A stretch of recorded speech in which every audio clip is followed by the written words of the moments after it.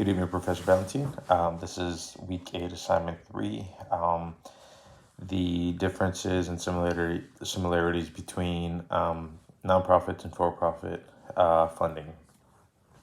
So without further ado, to further understand, we have to know what a nonprofit funding, what it entails, as well as for-profit. So for nonprofit, it's raised through donations.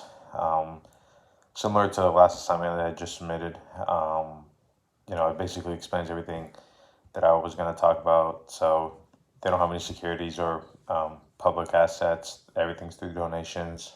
For-profits do, and their funding is mainly through their efforts of bank loans, local investors, and revenue generated through their sales. And that is according to the Walker article that I have linked down below. But yeah, that's pretty much the differences.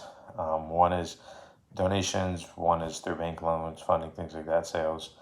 So nonprofits, they have 8 major sources of funding, just like the last assignment we did. Your individual donors, your foundations, and your bequests.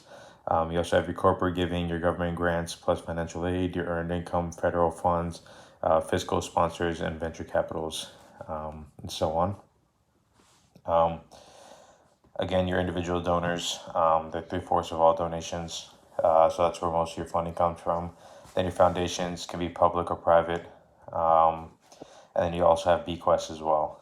For your foundations, you can have family foundations, corporate, or community. And bequests are essentially just a planned donation left in the name of a nonprofit as part of a will. And so the similarities between the two. Both have limited resources and funds. Nonprofits are dependent on other people's donations, so they're limited to what they have. Obviously, they have grants and things too, but they're also limited to a certain number as well. Same thing for profits. It just depends on the bank loans, the sales, things like that, so it's not unlimited.